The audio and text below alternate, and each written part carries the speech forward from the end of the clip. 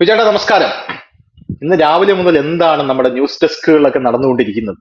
News ഡെസ്കുകളിലൊക്കെ രാവിലെ മുതൽ നമ്മുടെ ജേർണലിസ്റ്റുകൾ വന്ന് ആവേശഭരിതരായി വന്നിട്ട് എക്സിറ്റ് പോളുകളൊക്കെ അങ്ങ് കയ്യിൽ ഉയർത്തിപ്പിടിച്ചുകൊണ്ട് ഇതാ ഹരിയാനയിലും ജമ്മു കാശ്മീരിലും ഞെട്ടറ്റ് താമര എന്ന് പറഞ്ഞ് സ്ലഗുകളും ടൈറ്റിലുകളും മൊണ്ടാഷുകളും എല്ലാം അടിച്ചു വെച്ച് അവരങ്ങ് സംസാരിച്ചു തുടങ്ങിയതാണ്.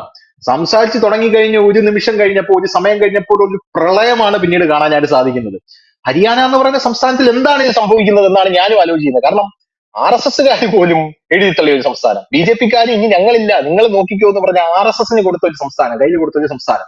ആ സംസ്ഥാനം, ഞാൻ ഇവിടെയുള്ള പരിണിത പ്രജ്ഞരായിട്ടുള്ള RSSകാരോടൊക്കെ സംസാരിച്ചപ്പോൾ ഹരിയാന കിട്ടില്ലടാ എന്നാണ് അവർ എന്നോട് പറഞ്ഞത്. പക്ഷേ ഇതെന്താണ് ഹരിയാനയിൽ സംഭവിച്ചത്? ഹരിയാനയിൽ കോൺഗ്രസ് തകർന്നടിഞ്ഞു എന്ന് പറഞ്ഞാൽ കോൺഗ്രസിന് ഉദ്ദേശിച്ച ലാഭം അവിടെ ഉണ്ടാക്കാൻ സാധിച്ചില്ല.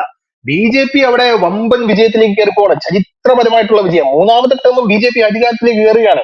ഭരണവിരുദ്ധ വികാരമില്ല, യാതൊരു തരത്തിലുള്ള വികാരവുമില്ല, പ്രതിപക്ഷത്തിനെ അവർ വകവയ്ക്കുന്നില്ല. ഞാൻ ആലോചിക്കുമ്പോൾ ഹരിയാനയിൽ നിന്നാണ് നമ്മുടെ രാജ്യത്ത് കഴിഞ്ഞ 5 വർഷമായിട്ടുണ്ടായ പ്രധാനപ്പെട്ട പ്രക്ഷോഭങ്ങളെല്ലാം പൊട്ടിപ്പുറപ്പെട്ടിരിക്കുന്നത്. അഗ്നിവീർ പ്രക്ഷോഭം രാജ്യത്തെ മുഴുവൻ പിടിച്ചു കുലുക്കിയ പ്രക്ഷോഭമാണ്. അതിനുശേഷം ഈ ഗുസ്തി താരങ്ങളുടെ പ്രക്ഷോഭം, ബ്രിജ് ഭൂഷൺ എന്ന് പറയുന്ന രാക്ഷസൻ എന്നൊക്കെ പറഞ്ഞ കേരളത്തിലെ മാധ്യമങ്ങൾ, നമ്മുടെ ഷാനി ചേച്ചി അടക്കമുള്ള മാധ്യമങ്ങൾ പറയാതെ വയ്യിലേക്ക് എടുത്തിട്ട് പൊരിച്ച ബ്രിജ് ഭൂഷൺ അടക്കമുള്ള ആൾക്കാർ. അത് കഴിഞ്ഞിട്ട് വിനേഷ് ഫോഗട്ട് ഒളിമ്പിക്സിൽ പോയി 100 ഗ്രാം കൂടി തോറ്റതിന് നരേന്ദ്രമോദിയാണ് ഇപ്പോഴും തെറി പറഞ്ഞുകൊണ്ടിരിക്കുന്നത്. നരേന്ദ്രമോദിയാണ് ബ്രിജ് ഭൂഷണ് 100 ഗ്രാം കൂട്ടി തോൽപ്പിച്ചതെന്നാണ് അവർ പറഞ്ഞുകൊണ്ടിരിക്കുന്നത്. അത് കഴിഞ്ഞ് ബ്രിജ് ഭൂഷൺ വന്ന് കോൺഗ്രസിൽ ചേർന്നു. അപ്പൊ നമ്മൾ പറഞ്ഞില്ല BJP, അതായത് ഇന്ത്യൻ പ്രധാനമന്ത്രിയെ BJP അല്ല, താറടിക്കാനായിട്ട് വിനയ് ആ ഫോർട്ട് വിനയ് ഫോർട്ട് അതെ, BJPയെ താറടിക്കാൻ വേണ്ടിയിട്ട് ഇയാൾ മനഃപൂർവ്വം പോയി തോറ്റതാണെന്ന് നമ്മൾ പറഞ്ഞില്ല. ഈ നാലാമത് ഏറ്റവും വലിയ പ്രക്ഷോഭമായിട്ടുള്ള കർഷക പ്രക്ഷോഭം പൊട്ടിപ്പുറപ്പെട്ടത് ഹരിയാനയിൽ നിന്നാണ്. ഏറ്റവും വലിയ പ്രക്ഷോഭം. അതിന്റെ ഇടയിൽ BJPക്കകത്ത് ഗ്രൂപ്പിസം, ഖത്താറുമായിട്ടുള്ള പല നേതാക്കളുടെ പലതരത്തിലുള്ള അടിപിടി. അത് കഴിഞ്ഞ് അതിന്റെ ഇടയിൽ RSS വരുന്നു, BJPയെ മുഴുവൻ ഈ സങ്കീർണമായ ഘട്ടത്തിൽ പൊളിച്ചെഴുതുന്നു. അതിന്റെ ഇടയിൽ എക്സിറ്റ് പോൾ ഫലങ്ങൾ വരുന്നു. എക്സിറ്റ് പോൾ ഫലങ്ങളിൽ പറയുന്നു BJP നിലം തൊടില്ല എന്ന് പറയുന്നു. എല്ലാത്തിനും അവസാനം BJP ഇതാ ഹരിയാനയിൽ മൂന്നാമതും അധികാരം പിടിക്കാനായിട്ട് പോകുന്നു എന്ന റിപ്പോർട്ടുകളാണ് പുറത്തു വരുന്നത്. ഇത്രയും പ്രക്ഷോഭങ്ങൾ പൊട്ടിപ്പുറപ്പെട്ട അതിന്റെ പ്രഭവ കേന്ദ്രമായിട്ടുള്ള സോഴ്സ് ആയിട്ടുള്ള ഒരു സംസ്ഥാനത്തിൽ രാഹുൽ ഗാന്ധിക്ക് ഈ ഘട്ടത്തിൽ അധികാരം പിടിക്കാൻ സാധിച്ചില്ലെങ്കിൽ പിന്നെ രാഹുൽ ഗാന്ധി എന്തിനാണ് അവിടെ ഇരിക്കുന്നത് എന്നുള്ളൊരു ചോദ്യം പല ആൾക്കാരും ഉയർത്തുന്നുണ്ട്. ജമ്മു കാശ്മീരിലേക്ക് പോയി കഴിഞ്ഞാൽ കോൺഗ്രസ് 10 തൊട്ടിട്ടില്ല എന്നാണ് ഞാൻ മനസ്സിലാക്കുന്നത്. അവിടെ JKNCയുടെ ഒരു പച്ചയിലാണ് അവന്മാർ ഇരിക്കുന്നത്. പക്ഷെ നമ്മുടെ കേരളത്തിലെ മാധ്യമങ്ങൾ ഇന്ത്യ മുന്നണി എന്നാണ് പറഞ്ഞുകൊണ്ടിരിക്കുന്നത്. അന്താരാഷ്ട്ര മാധ്യമങ്ങൾ നോക്കുമ്പോൾ അവർ പറയുന്നത് JKNC എന്നാണ്. അങ്ങനെ ഒരു സഖ്യമാണ് അവരവിടെ പറഞ്ഞുകൊണ്ടിരിക്കുന്നത്. ഇവിടെ പറയുന്നത് ഇന്ത്യ മുന്നണി. ജമ്മു കാശ്മീരിൽ ഇന്ത്യ മുന്നണിയോ? ഇന്ത്യ എന്ന് പറയുന്ന രാജ്യവുമായിട്ട് എങ്ങനെയെങ്കിലും വിഘടിച്ചു പോകണമെന്ന് ആഗ്രഹിക്കുന്ന ആൾക്കാരാണ് കാശ്മീരിലുള്ളത്. ഇന്ത്യ മുന്നണി കൊണ്ടുവന്നാൽ അവരവിടെ വോട്ട് ചെയ്യോ? എന്തായിരുന്നാലും ഇപ്പോ വരുന്ന നിലയനുസരിച്ച് അതിഭീകരമായിട്ടുള്ള ഇതാണ്. BJP 48 seat, Congress 36 seat. അതേസമയം നാഷണൽ മീഡിയാസ് നോക്കുമ്പോൾ BJP 50 സീറ്റാണ്, കോൺഗ്രസ് 36 സീറ്റ് എന്നിങ്ങനെയാണ് നമ്മൾ ലീഡ് ചെയ്തുകൊണ്ടിരിക്കുന്നത്. ജമ്മു കാശ്മീരിൽ 28 സീറ്റ് BJP. അതിഭീകരമായിട്ടുള്ള മുന്നേറ്റമാണെന്ന് പറയാതിരിക്കാൻ നിവൃത്തിയില്ല. ഞാൻ ഇതിന്റെ മുമ്പ് ഇതിന്റെ താഴെ ആദ്യമായിട്ട് ഒരു സ്റ്റോറി ഇട്ടപ്പോൾ അതിന്റെ താഴെ നമ്മുടെ കഴിഞ്ഞ തവണ നമ്മളെ വിശദീകരിച്ച ഒരു വിശകലനം നടത്തിയ ഒരു സ്റ്റോറി എടുത്തുകൊണ്ട് ഒരു സുഡാപ്പി കമന്റ് ഇട്ടിരിക്കുന്നു. ജമ്മു കാശ്മീരിൽ BJP പൊട്ടിയടാ, ധൈര്യം ഉണ്ടെങ്കിൽ വാർത്ത ചെയ്യടാന്ന് പറഞ്ഞു. ചേട്ടാ, ഹരിയാനയിൽ എന്താണ് സംഭവിച്ചത്? ഹരിയാനയിൽ എനിക്ക് അറിയേണ്ട ഒരു കാര്യം, ഹരിയാനയിൽ എന്താണ് സംഭവിച്ചത്? ഹരിയാനയിൽ മോദി മാജിക് ആണോ നടന്നത്? അല്ലെങ്കിൽ RSSന്റെ സോഷ്യൽ എഞ്ചിനീയറിംഗ് ആണോ നടന്നത്? അല്ലെങ്കിൽ അവിടെയുള്ള BJPയോട് അത്രയ്ക്ക് BJPയുടെ നയങ്ങൾ അവർ മനസ്സിലാക്കി, BJPയുടെ ജനാധിപത്യ ബോധം മനസ്സിലാക്കി അവർ വോട്ട് ചെയ്തതാണ്? എന്താണ് ഹരിയാനയിൽ യഥാർത്ഥത്തിൽ സംഭവിച്ചത്? അത് അറിയാൻ എനിക്ക് വല്ലാതെ ആകാംക്ഷയുണ്ട്. 4 ദിവസം മുമ്പ് ഞാനും ധനുഷും ഈ വിഷയം തന്നെ സംസാരിച്ചു. അന്ന് ഞാൻ അതെ, ധനുഷിനോട് കാര്യങ്ങൾ വളരെ ക്ലിയർ ആയിട്ട് പറഞ്ഞു. അതിൽ കൂടുതലൊന്നും ഇപ്പോഴും എനിക്ക് പറയാനില്ല. ഞാൻ എന്നാലും ഒരിക്കൽ കൂടി ഞാൻ പറയാം. അന്ന് ഞാൻ പറഞ്ഞത്, ഇന്ത്യയില് RSSന് ഏറ്റവും ശക്തമായ സംഘടനാ സംവിധാനമുള്ള ഒരു സംസ്ഥാനമാണ് ഹരിയാന. ഉത്തർപ്രദേശിൽ പോലും RSSന് അത്ര ശക്തമായ സംഘടനാ സംവിധാനം എല്ലായിടത്തുമില്ല. പക്ഷെ ഹരിയാനയിൽ എല്ലായിടത്തും ഉണ്ട്. അതായത് RSSന്റെ പിൻബലത്തിൽ മാത്രമാണ് BJP അവിടെ 2014 ഒറ്റയ്ക്ക് അധികാരത്തിൽ വന്നത്. അതിനു മുമ്പ് അവർ വന്നിട്ടുണ്ട്, ദേവിലാലിന്റെ കൂടെ അവർ അതൊന്നും നമ്മളത് മേജർ പാർട്ടിലേക്കല്ല അവർ ഒരു മൂന്നാമത്തെ 4ാമത്തെ കക്ഷിയായിട്ടൊക്കെ വന്നു. അപ്പോ ഈ ഒരു തെരഞ്ഞെടുപ്പിൽ നമ്മൾ കാണുമ്പോൾ ഇവിടെ എനിക്ക് വളരെ കൗതുകം. ഇപ്പൊ നമ്മളിപ്പോ ആദ്യം നമ്മൾ ഇവിടുത്തെ ചാനലുകളെ കുറിച്ച് പറഞ്ഞുകൊണ്ട് ഞാൻ പറയാം. ഞാൻ ഈ കഴിഞ്ഞ ഗുജറാത്ത് തെരഞ്ഞെടുപ്പിന് മംഗളത്തിന്റെ ഡെസ്കിലായിരുന്നു, മംഗളം ചാനലിന്റെ. അപ്പൊ അവിടെ ഇരിക്കുമ്പോൾ ഡെസ്കിൽ ഈ ബാക്കി ചർച്ചയിൽ പങ്കെടുക്കുന്നവരെല്ലാം ഇരിക്കുന്നു. അപ്പൊ ഞാൻ ഗുജറാത്തിലും വർക്ക് ചെയ്തിട്ടുണ്ട്, അതുപോലെ യു പി, ഈ ഹരിയാന ഞാൻ ഇലക്ഷൻ വർക്കുകൾക്കൊക്കെ പോയിട്ടുണ്ട്. അപ്പം ഉം, എനിക്ക് അവിടുത്തെ സ്ഥലങ്ങൾ അറിയാം, ബി ജെ പിയുടെ സ്ട്രോങ് ഹോൾഡ് ഏരിയ അറിയാം. ഈ സ്ട്രോങ് ഹോൾഡ് ഏരിയയിൽ പെട്ടെന്ന് വോട്ട് മറിയ പ്രയാസമാണ്. ഇപ്പൊ നമ്മുടെ കേരളത്തിലാണ് CPM-ന്റെ തന്നെ പാർട്ടി ഗ്രാമങ്ങളൊക്കെ ഉണ്ട്. അവിടെയൊക്കെ അങ്ങനെ പെട്ടെന്നൊരു വോട്ട് ചോർച്ച വളരെ പാടാണ്. വോട്ട് കുറയും, പക്ഷെ ഉം, ഭയങ്കരമായിട്ട് പോയില്ല. അപ്പൊ അങ്ങനെ അവിടെ ഇതേപോലെ തന്നെ കോൺഗ്രസ് വലിയൊരു കുതിച്ചുചാട്ടം നടത്തി. ഒരു 73 ഉം, സീറ്റിലായിരുന്നു. നമ്മൾ ചർച്ച തുടങ്ങി, വോട്ടെണ്ണൽ തുടങ്ങിയിട്ട് ചർച്ച തുടങ്ങി ഒരു ഒന്നേ മുക്കാൽ മണിക്കൂർ ഇരിക്കുമ്പോഴും 73 സീറ്റിൽ നിൽക്കുന്നു. BJP ഏതാണ്ട് 30 സീറ്റിൽ നിൽക്കുന്ന ഒരു കാഴ്ച. അങ്ങനെ വലിയ രീതിയിൽ ഉം, ചർച്ച പോകും. അപ്പോഴും നമ്മൾ പറയുന്നുണ്ട് ഈ നവസാരി ആ മേഖലയും സൂററ്റ് ആ മേഖല, അതായത് തെക്കൻ മേഖല ഒക്കെയാണ് BJPക്ക് കുറച്ചുകൂടെ കയറി വരാൻ സാധ്യത. അവിടെ കയറി വരുമെന്ന് പറയുമ്പോൾ കേൾക്കുന്നില്ല. പിന്നെ ഈ ഹരിയാനയിൽ കണ്ട അതേ ട്വിസ്റ്റാണ് നമ്മൾ ഗുജറാത്തിൽ കണ്ടത്. 99 സീറ്റിലേക്ക് BJP അധികാരത്തിൽ വരുന്നു, കോൺഗ്രസ് തകർന്നടി. ഈ ഹരിയാനയിലേക്ക് നമ്മൾ വന്നു കഴിഞ്ഞാൽ, ഈ ഹരിയാനയിലെ സംബന്ധിച്ച് പറഞ്ഞാൽ, ഞാൻ അന്നും പറഞ്ഞിരുന്നത് മനോഹർലാൽ ഖട്ടാർ നല്ലൊരു മുഖ്യമന്ത്രിയാണ്. അവരെ സംബന്ധിച്ച് ഉം, അഴിമതിയും കാര്യങ്ങളുമില്ല. പക്ഷെ ഭരണവിരുദ്ധ വികാരം വലിയ ശക്തമായിട്ട് തന്നെ ഉണ്ട്.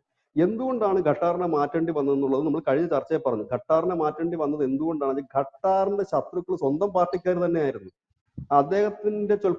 അദ്ദേഹത്തിനെ കണ്ടുകൂടാ, അന്ന് നമ്മൾ പറയത്തില്ല. അതേപോലത്തെ അവസ്ഥയിൽ ഖട്ടാറിന് പാർട്ടിയുടെ പിന്തുണയില്ല. ആ ഒരു സാഹചര്യം ഉം, കേന്ദ്ര BJPയുടെ നേതൃത്വത്തിന്റെ ഒരു പിന്തുണ ഖട്ടാറിന് തുടക്കം മുതലേ ഇല്ലായിരുന്നു. കാരണം ഖട്ടാർ ഒരു സ്ട്രിക്റ്റ് ആയിട്ടുള്ള ഒരു ഭരണാധികാരിയാണ്. ഒരു ഭരണാധികാരി ഒരിക്കലും സ്ട്രിക്റ്റ് മാത്രമാകരുത്, അനുനയം കൂടെ ഉണ്ടെങ്കിൽ മാത്രമേ മുമ്പോട്ട് പോകാൻ കഴിയൂ. അതില്ലാതെ പോയതാണ് ഖട്ടാറിന്റെ ഒരു വലിയ പരാജയം എന്ന് പറയേണ്ടത്. സംഘത്തിന്റെ പ്രചാരകനായിരുന്ന വ്യക്തിയാണ് ഖട്ടാർ. അപ്പോ ഈ ഒരു സാഹചര്യം വന്നു. അങ്ങനെ BJPയുടെ വലിയ രീതിയിലുള്ള ഒരു അപജയം നടന്ന ഒരു രണ്ടാം ടൈമായിരുന്നു ഉം, BJP ഹരിയാനയിൽ ഉണ്ടായിരുന്നത്. രണ്ടാമത്തെ കാര്യം, ജാട്ടുകളുടെ വലിയ പ്രതിഷേധം ഹരിയാനയിൽ ഉണ്ടായി BJPക്കെതിരെ. ഉം, അത് ഉം, കാരണം ജാട്ടുകളുടെ പ്രതിഷേധം ഉണ്ടായെന്ന് പറയുമ്പോഴും BJPക്കാർ ആലോചിക്കേണ്ട ഒരു കാര്യമുണ്ട്. BJP അധികാരത്തിലേറ്റിയത് ജാട്ടുകളായിരുന്നില്ല 2014. 2019 ജാട്ടുകളായിരുന്നില്ല BJP അധികാരത്തിലേറ്റി. അത് BJP മനസ്സിലാക്കണം. അതിന് പകരം ഈ BJPയുടെ ജാട്ട് MLA-മാരും ഒപ്പം തന്നെ BJPയുടെ തലമുതിർന്ന നേതാക്കളും എല്ലാം കൂടി ജാട്ടുകളെ പിണക്കിയാൽ പ്രശ്നമാകും എന്നുള്ളൊരു തരത്തിലേക്ക് കാര്യങ്ങൾ മുൻപോട്ട് പോയി. ഇവിടെ 2014 BJP ഹരിയാനയിൽ അധികാരം പിടിക്കുന്നത് RSS എന്ന് പറഞ്ഞ ഒറ്റ സംഘടനയുടെ ബലത്തിൽ മാത്രമാണ്. സാധാരണ ബാക്കിയുള്ളിടത്ത് നമുക്കത് പറയാൻ കഴിയില്ല. കാരണം ഉം, RSS-നേക്കാൾ കൂടുതൽ ശക്തമായി BJP വളരുന്ന ഒരുപാട് സ്ഥലങ്ങളുണ്ട്. പക്ഷെ ഹരിയാനയിൽ അങ്ങനെ അല്ലായിരുന്നു. എങ്ങനെയാണ് ഹരിയാനയിൽ RSS അവർ അടിത്തറ പാകിയത്? ഹരിയാന എന്ന് പറയുന്ന എക്കാലവും ജാട്ടുകൾക്കൊപ്പം നിൽക്കുന്ന ദേവിലാലിന്റെ മകനും മകന്റെ മകനും ഭരിച്ചിരുന്ന ഒരു സംസ്ഥാനത്ത് ആ ജാട്ടുകോട്ട പൊളിച്ചത് RSS-ന്റെ ശാഖകളായിരുന്നു. വലിയ ഉം, ശക്തമായ ശാഖകളുണ്ട്. OBC അതായത് ജാട്ടുകൾ 33%, ബാക്കി വരുന്ന OBC-കൾ, ദളിതുകൾ, മറ്റ് പിന്നാക്ക വിഭാഗങ്ങൾ, ഇവിടങ്ങളിലെല്ലാം ശക്തമായ സ്വാധീനം ഈ RSS-നുമുണ്ട്. അതോടൊപ്പം തന്നെ വിശ്വ ഹിന്ദു പരിഷത്തുണ്ട്. ഈ വിശ്വ ഹിന്ദു പരിഷത്തിന്റെ ഒരു പരിപാടിയുണ്ട്, സത്സംഗം എന്ന് പറഞ്ഞിട്ട് അവർക്കൊരു പ്രോഗ്രാം ഉണ്ട് എല്ലാ ഉം, ഞായറാഴ്ചയും അവധി ദിവസം. ഈ സത്സംഗം ഈ ഗുരുഗ്രാം ഒക്കെ വരുന്നത്, അതായത് മിക്കവാറും ഒക്കെ ഈ മസ്ജിദുകളിലെ പ്രശ്നങ്ങളും സംഘർഷം ഉണ്ടാകുന്ന സ്ഥലം ഗുരുഗ്രാം എന്ന് പറയുന്ന സ്ഥലമാണ്. അതായത് ഈ ഉം, ഡൽഹിയുടെ ഒരു സൈഡിലോട്ട് വരുന്ന ഹരിയാനയുടെ പ്രദേശം. അവിടെയൊക്കെ എന്തുകൊണ്ടാണ് ഈ പ്രശ്നങ്ങൾ വരുന്നത് വെച്ചാൽ, ഈ ഞായറാഴ്ചകളിലും മറ്റുമൊക്കെ ഇതേപോലെ തന്നെ സത്സംഗങ്ങൾ കൂടാറുണ്ട്. അത് മറ്റവർക്കും പ്രശ്നം വരും. അത് അങ്ങനെയാണ്. അവിടെയാണ് ഈ റോഡിലൊക്കെ നിസ്കാരത്തിന് എപ്പോഴും സംഘർഷം വരുന്ന സ്ഥലം ഈ ഹരിയാനയിലെ ഗുരുഗാവ് എന്നൊക്കെ പറയുന്ന സ്ഥലങ്ങളൊക്കെയാണ്.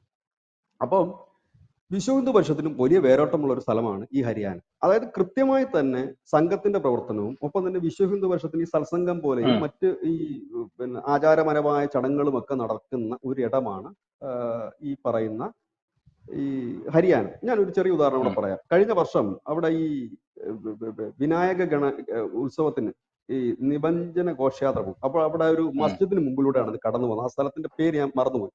അത് ആ ഒരു ഏരിയ എന്ന് പറഞ്ഞു കഴിഞ്ഞാൽ ഈ ഏഹ്, മതമൗലികവാദ സംഘടനകൾക്ക് വളരെ ശക്തമായി, മുസ്ലിം മതമൗലികവാദ സംഘടനകൾക്ക് വളരെ ശക്തമായി വേരോട്ടമുള്ള സ്ഥലമാണ്. അവിടെ ഒരു കാലത്തും ഈ ആ റോഡിൽ കൂടെ, ആ മസ്ജിദിന് മുമ്പിൽ കൂടെ ഗണേശോത്സവം പോകുവാനായിട്ട് അനുവദിച്ചിരുന്നില്ല.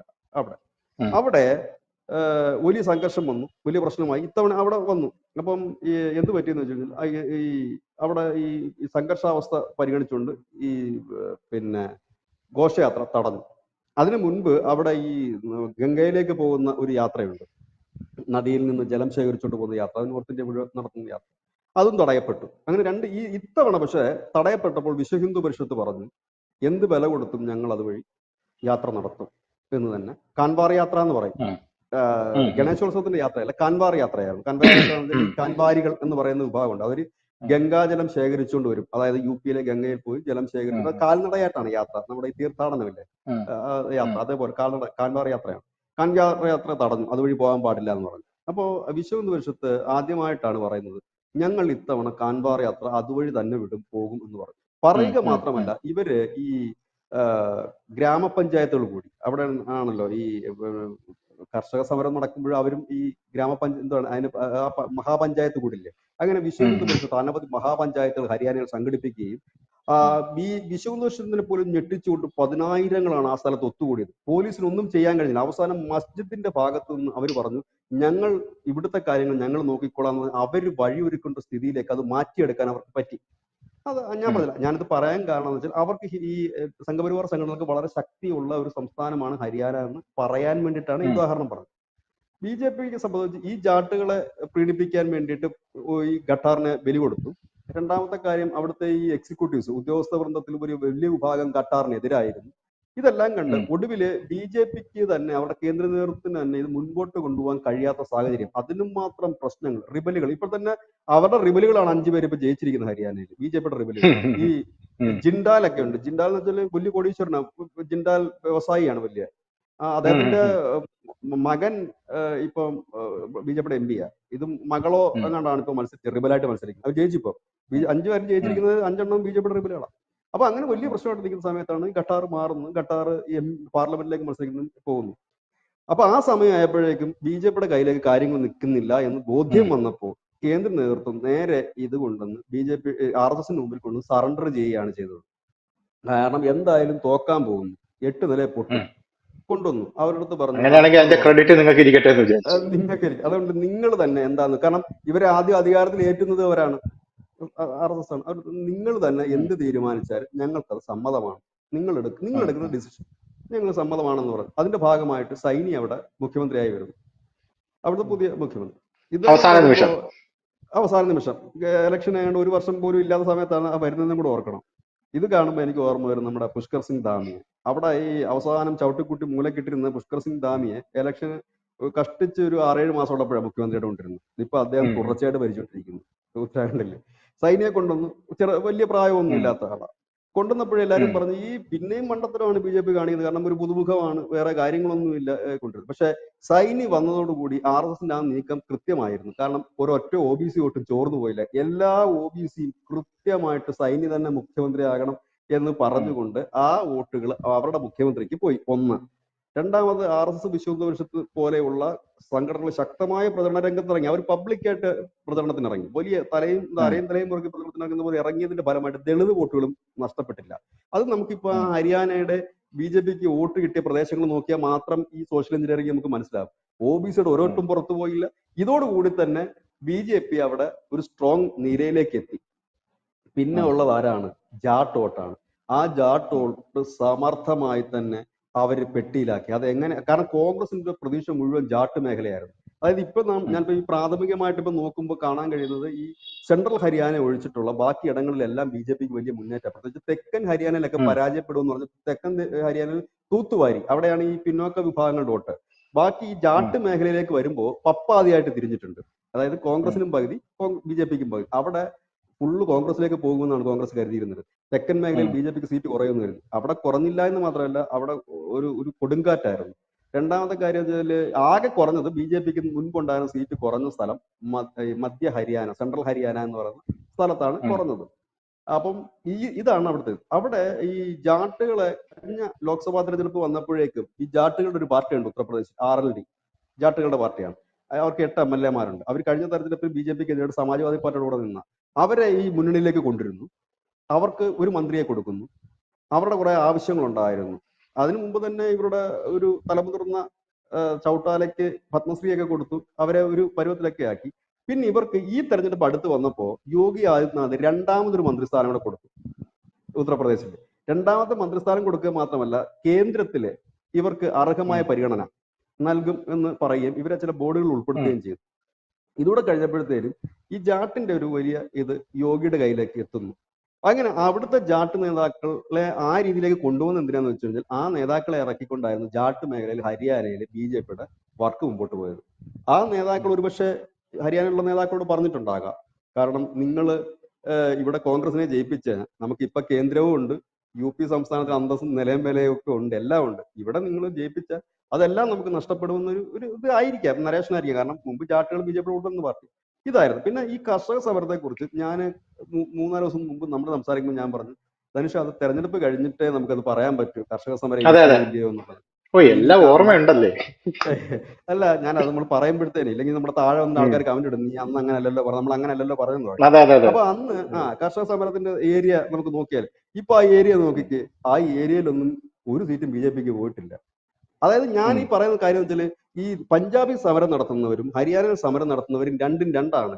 അവിടെ ഉം. പിന്നെ ഖാലിസ്ഥാനികളാണ്, സോറി ഖാലിസ്ഥാനികളെന്നല്ല അതിനെ പറഞ്ഞ അകാലികളാണ്, പഞ്ചാബികളാണ്. പഞ്ചാബിലാണ് നടത്തുന്നത്. ഓക്കെ. ഇവിടെ വരുമ്പോഴത്തേനും ജാട്ടുകളിലേക്കാണ് മാറുന്നത്. രണ്ടും രണ്ട് ഉം. സമുദായമാണ്.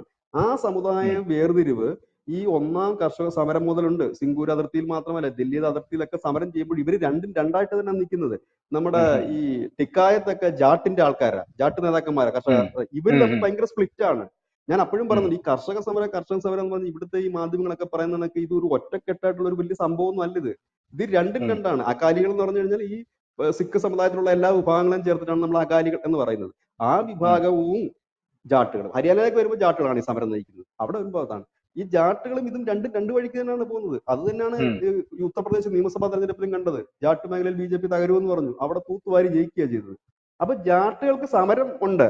അതുപോലെ അകാലികളുടെ അതുകൊണ്ടാണ് നമ്മൾ പറയുന്നത് ഈ സമരത്തിന് പിന്നിൽ ഖാലിസ്ഥാനാണെന്ന് പറയുന്നതിന്റെ കാരണം, അകാലികൾ വിട്ടുവീഴ്ച ചെയ്യാൻ തയ്യാറില്ലാത്ത ഒരു സമരമാണ് ചെയ്യുന്നതെങ്കിൽ ജാട്ടുകളുടെ കർഷക സമരം അതല്ല. അവരുടെ ന്യായമായ മറ്റു ചില ആവശ്യങ്ങളുണ്ട്. അതായത് ഈ അവരുടെ കടങ്ങൾ എഴുതി തള്ളുക എന്നുള്ളത് തന്നെയാണ് അവരുടെ ഏറ്റവും വലിയ ആവശ്യം. ഒന്ന്. രണ്ടാമത്തെ കാര്യം വെച്ചാൽ അവരുടെ മക്കൾക്ക് പഠിക്കാനുള്ള സംവരണം കൊടുക്കണമെന്നൊരു ആവശ്യം. അത് നടപ്പാകാൻ ഒട്ടും സാധ്യതയില്ലാത്തൊരു കാര്യമാണ്. ഉം. ഇതൊക്കെയാണ് ജാട്ടുകൾ മുമ്പോട്ട് വെക്കുന്നത്. മറ്റവർ അങ്ങനെയല്ല പറയുന്നത്. അവർ മോദി താഴെ തന്നെ പോകണം എന്നുള്ള രീതിയിലാണ് അവർ നടത്തുന്നത്. കാരണം അവരുടെ ലക്ഷ്യം വേറെ, ഇവരുടെ ലക്ഷ്യം വേറെ. പറയുമ്പോൾ കർഷക ഉം. സമരം ഇതെല്ലാം കൂടെ കൂട്ടിക്കെട്ടിക്കൊണ്ടാണ് നമ്മുടെ മാധ്യമങ്ങൾ ഇതിനെ കർഷക സമരം ഭയങ്കര മൂവ്മെന്റ് എന്ന് ഉം. പറയുന്നത്. ഇത് പണ്ടും ഉം. നമ്മൾ പറയുന്നുണ്ട് ഇതൊരു മൂവ്മെന്റ് അല്ല എന്ന് നമ്മൾ പറയുന്നുണ്ട്. അങ്ങനെ ആയിരുന്നെങ്കിൽ ഈ ഹരിയാന സിംഗൂർ അതിർത്തിയില്, അല്ല സോറി, ശംഭു അതിർത്തിയില് ഈ സമരവും ഉം. കൊണ്ട് വന്ന സമരക്കാരെ ഓടിച്ചിട്ട് അടിച്ചില്ലേ? ബാരിക്കേഡ് അതെ അതെ. കെട്ടിയിട്ട് ഒരു ഇഞ്ച് പോലും മുമ്പോട്ട് അനക്കാൻ മേല. ബാരിക്കേഡോ ഡ്രോൺ മുഖേന ആദ്യമായിട്ട് ഉം. കണ്ണീർവാതകം പ്രയോഗിച്ചത് ഈ ശംഭു അതിർത്തിയിലെ ഇന്ത്യയിൽ. ഉം. ഉം. ഡ്രോണിൻ മുഖേന ഈ കണ്ണീർവാതകം ഇവരുടെ തലയ്ക്ക് മുകളിൽ കൊണ്ട് ഇടുക എന്ന് പറഞ്ഞാൽ ഇന്ത്യ ചരിത്രത്തിൽ ആദ്യമായിട്ട് സംഭവമാണ്. അപ്പൊ അതുവരെ എന്തുകൊണ്ട് നടത്തി? എന്തുകൊണ്ടാണ് നടത്തിയത്? അതെങ്കിലും സാമാന്യ ബുദ്ധിക്ക് നമ്മൾ ആലോചിക്കണ്ടേ? ഹരിയാന കർഷക സമരത്തിന്റെ വേദിയാണ്. കർഷകർ കത്തിക്കാളി നിൽക്കുന്ന ഒരു വേദിയാണ്. ഹലോ, ആ കേക്കാം. കർഷകർ കത്തിക്കാളി നിൽക്കുന്നത്. അങ്ങനെ ഒരു ഒരു ഒരു സംസ്ഥാനത്തിന്റെ മുഖ്യമന്ത്രി എങ്ങനെയാണ് കർഷകരെ ഈ സമരക്കാരെ ഓടിച്ചിട്ട് തല്ലുന്നത്? ഉം. എങ്ങനെയാണ് ഈ സമരക്കാരുടെ മുകളിൽ ഡ്രോൺ ഉപയോഗിച്ചിട്ട് ഈ കണ്ണീർവാതകം കൊണ്ട് ഇടുന്നത്? അതിൽ നിന്ന് തന്നെ നമുക്ക് ഉം. മനസ്സിലാക്കാം അവരൊന്നും അല്ല എന്നുള്ളത്. കാരണം ഒരു മുഖ്യമന്ത്രിയും ചെയ്യത്തില്ല, 10 വോട്ട് കിട്ടുന്ന കേസാണ്. അപ്പൊ അതിനത് വലിയ കാര്യമില്ല. പിന്നെ ഇവിടുത്തെ മാധ്യമങ്ങൾ പറയുമ്പോൾ നമ്മളത് കേട്ടോണ്ടിരിക്കുക എന്നുള്ളതേ ഉള്ളൂ. കാരണം ഞാൻ എപ്പോഴും പറയാറുള്ള കാര്യമുണ്ട്, ഇന്ത്യയുടെ പൊളിറ്റിക്സ് നമ്മൾ ഈ തെക്ക് ഇരുന്ന് ഒരു മുറിയിൽ ഇരുന്നിട്ട് ചർച്ച ചെയ്തിട്ടോ കണക്കെടുത്തിട്ടോ കാര്യമില്ല. ഇന്ത്യയെ കാണണമെങ്കിൽ, ഇന്ത്യയുടെ പൊളിറ്റിക്സ് അറിയണമെങ്കിൽ നമ്മൾ മധ്യ ഇന്ത്യയിലേക്ക് ഇറങ്ങി നിന്നാലേ ഇന്ത്യയുടെ പൊളിറ്റിക്സ് അറിയാൻ പറ്റും. അതല്ല ഇവിടെ ഉം. നിന്നിട്ട് നമ്മൾ ജാട്ടുകൾ ഇങ്ങോട്ട് മാറും, കുർമികൾ അങ്ങോട്ട് മാറും, യാദവർ ഇങ്ങോട്ട് മാറും എന്ന് പറയുന്ന പോലെ അല്ലേ അവരുടെ പൊളിറ്റിക്സ്. അതൊരു പ്രധാനപ്പെട്ട പ്രശ്നം. അതിൽ തന്നെ വ്യക്തമാകുന്നത് കർഷക സമരം അവിടെ വെച്ചില്ല. പിന്നെ രണ്ടാമത്തെ ഉം. വലിയൊരു ഫൂളിഷ്നെസ് പറഞ്ഞ കാര്യം എനിക്ക് ഇപ്പോഴും ഓർമ്മയെന്ന് വെച്ചാൽ ഈ വിനയ് ഫോർട്ടിന്റെ കാര്യം. ഗുസ്തി താരങ്ങൾ ഇടഞ്ഞു. ഗുസ്തി താരങ്ങൾ വലിയ ഗുസ്തി താരങ്ങൾ വിനേഷ് വലിയ ഫോഗട്ട്. സംഭവമാണ്. വിനേഷ് ഫോഗട്ട് ഇടഞ്ഞു. ഉം. വിനേഷ് ഫോഗട്ട് കോൺഗ്രസിലേക്ക് പോയി. ഗുസ്തി താരങ്ങൾ തകർക്കും BJP. സത്യത്തില് ഇവർക്ക് തലക്കോളമാണെന്ന് ഞാൻ ആലോചിക്കുന്നത്. ഈ ഹരിയാനയിലും പഞ്ചാബിലും ഗോതകൾ ഒരുപാടുണ്ട്. അവരുടെ പരമ്പരാഗതമായ ഒരു രീതി എന്ന് പറഞ്ഞാൽ ഈ ഗോതകളിൽ പോയി ഗുസ്തി പഠിക്കുക എന്നുള്ളത് അവരുടെ എല്ലാവരുടെയും ആഗ്രഹമാണ്. അവിടെ അനവധി ഉം. ഈ ഖാന, ഇത് എന്താ പറയുന്നത്, അഗാ ഈ ജിംഖാന. ജിംഖാന പോലത്തെ അനവധിയുണ്ട്. ഇത് ഓരോരോ അസോസിയേഷന്റെ കീഴിലാണ്. ഇവർ തമ്മിൽ കടുത്ത കിടമത്സരം നടക്കുന്ന ഇടമാണ്. ഈ ഗുസ്തി താരങ്ങൾ എല്ലാവരും ആഗ്രഹിക്കുന്നത് എന്താണ്? ഞങ്ങൾക്കും മത്സരത്തിൽ പങ്കെടുക്കണമെന്ന് തന്നെയാണല്ലോ. ഈ വിനേഷ് ഫോർഗട്ടും ഒപ്പം തന്നെ ഈ ബ്രിജുഭൂഷൺ നേരിട്ട മറ്റൊരു വലിയ പ്രശ്നം എന്ന് വെച്ച് കഴിഞ്ഞാല് ഉം. ഈ ഉം. ഇതിനകത്ത് കുറെ പേര് കടന്നുകൂടുകയാണ്. ഈ കടന്നുകൂടുന്നവർക്ക് റിട്ടയർഡ് ചെയ്യാൻ ആഗ്രഹമില്ല. ഇവർ മാറിയാലല്ലേ അടുത്ത ഉം. ആൾക്ക് സ്പേസ് കൊടുക്കാൻ പറ്റൂ. അതെ അപ്പോൾ അതെ. എന്തിനായിരുന്നു സമരം? അതെങ്കിലും അറ്റ്ലീസ്റ്റ് ഇത് ഗുസ്തി താരങ്ങൾക്ക് അറിയാം. കാരണം ഈ ഹരിയാനയിലും പഞ്ചാബിലും കിടക്കുന്ന ഇതുപോലെ ജിംഖാനകളുള്ള ഗുസ്തി താരങ്ങൾക്ക് നന്നായിട്ട് അറിയാം. കാരണം ഈ കയറിയിരിക്കുന്ന വിനേഷ് ഫോർട്ടിന്റെ പ്രധാനപ്പെട്ട ആഗ്രഹം എന്തായിരുന്നു? അവർ പറഞ്ഞ കാര്യം എന്താണ്? ഞങ്ങളെ മത്സരങ്ങളിലൊന്നും പങ്കെടുപ്പിക്കാതെ നേരിട്ട് ഒളിമ്പിക്സിന് അയക്കണം. അപ്പോൾ അതെ, ബ്രിജുഭൂഷൺ ഡയറക്റ്റ് ആയിട്ട് എന്താണ് കൊണ്ടുപോകണം. പറഞ്ഞത്? ആ ബ്രിജുഭൂഷൺ പറഞ്ഞത് അങ്ങനെയല്ല, മത്സരം നടത്തുകയാണ്, നടക്കില്ല. നിങ്ങൾക്ക് കപ്പാസിറ്റി ഉണ്ടെങ്കിലല്ലേ പോകാൻ പറ്റൂ. ഇതുമൂലമായിരുന്നു ആ ഉം. സംഭവം നടന്നത്. കാരണം എന്താണ്? മത്സരം നടക്കാതെ ഇവർ ഈ ഒളിമ്പിക്സിലേക്ക് പോയി കഴിഞ്ഞാൽ പുതിയ ആൾക്കാരെ ഇതിൽ കയറ്റാൻ പറ്റില്ല. പുതിയ ആൾക്കാർക്ക് അവസരം ഉം. നിഷേധിക്കുകയാണ് ഇവർ ചെയ്തുകൊണ്ടിരുന്നത് പണി. അത് അതെ. മനസ്സിലാക്കാനുള്ള ബുദ്ധി ഹരിയാനയില് ഗുസ്തി പിടിക്കുന്ന പിള്ളേർക്കുണ്ട്. അവരത് ചെയ്യില്ല. കാരണം ഒരു ഗുസ്തി താരങ്ങൾ വിചാരിച്ചാൽ ഇന്ത്യയിൽ ഒരു ചുക്കും നടക്കില്ല. കർഷക സമരം എന്ന് പറഞ്ഞ് വിചാരിച്ചിട്ട് ഒരു ചുക്കും നടന്നില്ല. അവിടെയാണ് രണ്ടോ മൂന്നോ ഗുസ്തി താരങ്ങളെ വെച്ചിട്ട് അവരിപ്പോ അത് ചെയ്ത് അവർ തോറ്റുപോയി. ഞാനിപ്പോ നോക്കുമ്പോൾ അവർ 20,000 വോട്ടിന് പുറകിൽ നിൽക്കുകയാണ്. തോറ്റ് തുന്നം പാടിപ്പോയി അതെ. അവർ. അതെ. ഇതാണ് ഞാൻ അതെ. പറയുന്നത്. ഇതാണ് അവിടെ നടന്ന ഒരു സംഭവം. അതായത് ആദ്യമേ തന്നെ അവർ കൃത്യമായി തന്നെ OBC വോട്ടും ദളിത് വോട്ടും ഈ വോട്ടുകൾ തന്നെയാണ് 2014 BJP-യെ ഉം. അധികാരത്തിലേറ്റിയത്. ഇത് എവിടെയാണ് കുറഞ്ഞത്? കഴിഞ്ഞ തവണ ഈ സംഘപരിവാറുമായിട്ട് യാതൊരു ബന്ധവുമില്ലാതാണ് BJP 2019 തെരഞ്ഞെടുപ്പിന് പോകുന്നത്. അവിടെ അവർക്ക് 40 സീറ്റാണ് കിട്ടുന്നത്. ഈ ഐക്യം അന്നില്ലായിരുന്നു. ഇത് ഞാൻ മുമ്പ് നമ്മൾ തമ്മിൽ നടത്തിയൊരു ചർച്ചയെ പറഞ്ഞു. എന്ന് ഈ സംഘപരിവാർ ഒറ്റക്കെട്ടായിട്ട് ഒരു തെരഞ്ഞെടുപ്പിനെ നേരിടുന്നു, അന്ന് ഇവർക്ക് വൻ വിജയമായിരിക്കും എന്ന് പറഞ്ഞു. UP-യിൽ ഉം. ഇവർ ഒറ്റക്കെട്ടായിട്ടല്ല പോയത്. അതിന്റെ ഫലം ഈ ലോക്സഭാ തെരഞ്ഞെടുപ്പിൽ കണ്ടതാണ് നമ്മൾ. ഹരിയാനയിൽ അതെ. വന്നപ്പോൾ ഒറ്റക്കെട്ടായിട്ട് അവർ കളത്തിലിറങ്ങി. അതിന്റെ ഒരു റിസൾട്ട് നമ്മൾ കണ്ടു. ഇത് 2019 ഇവർ ഒറ്റക്കെട്ടായിട്ടല്ല പോയത്. ഏതോ ഒരു ഭാഗ്യത്തിനാണ് ഈ 40 സീറ്റ് അന്ന് അവർക്ക് കിട്ടുന്നത്. അന്ന് അങ്ങനെയാണല്ലോ മറ്റേ ദുഷ്യന്തനെയും കൂടെ വിളിച്ചിട്ട് 10 സീറ്റ് ഉണ്ടായിരുന്നു. ഉം. പുള്ളിയും കൂടെ വിളിച്ചിട്ടാണ് നമ്മൾ അന്ന് ഭരിക്കുന്നത്. ഇതാണ് ഇവരുടെ ഒരു പൊളിറ്റിക്സ് എന്ന് പറയുന്നത്. അതായത് സംഘപരിവാറിനെ വിട്ടിട്ട്, അതായത് RSSന്റെ ഒരു സ്ട്രക്ചറിനെ വിട്ടിട്ട് ഇവർക്ക് എങ്ങും പോകാൻ കഴിയില്ല. അതൊരു യാഥാർത്ഥ്യമാണ്. ഈ BJP-യുടെ ഒരു വിഭാഗത്തിന്റെ ഏറ്റവും വലിയ പ്രശ്നം എന്ന് വെച്ചാൽ സംഘപരിവാർ പിടിമുറുക്കുന്നു, അതുകൊണ്ട് ഞങ്ങൾക്ക് പ്രവർത്തിക്കാൻ വലിയ ബുദ്ധിമുട്ടാണെന്ന് അവരെപ്പോഴും പറയും. എന്നാൽ അവരില്ലാതെ ഇത് ഒരു ഇഞ്ച് മുമ്പോട്ട് നീങ്ങില്ല ഈ വണ്ടി എന്നുള്ള കാര്യം മനസ്സിലാക്കണം. കാരണം അതെ. താഴത്തെ ഗ്രാസ് കറക്റ്റാ. റൂട്ടിൽ വരെ അവരുടെ പ്രവർത്തകരുമാണ് ഉള്ളത് ഇതിൽ. ഞാൻ ഇത് പറയുമ്പോഴത്തേനെ ഞാൻ UP-യിലെ ഒരു കാര്യം പറയാം. ഈ ഉം. ഉത്തർപ്രദേശില് ഈ BJP-ക്ക് എല്ലായിടത്തും യൂണിറ്റ് ഇല്ല. UP നമ്മൾ പോയാലേ അറിയത്തുള്ളൂ. 75 സംസ്ഥാനം ഉം. പലയിടത്തും BJP-ക്ക് കടന്നു കയറാൻ പറ്റാത്ത ഇടങ്ങളുണ്ട്.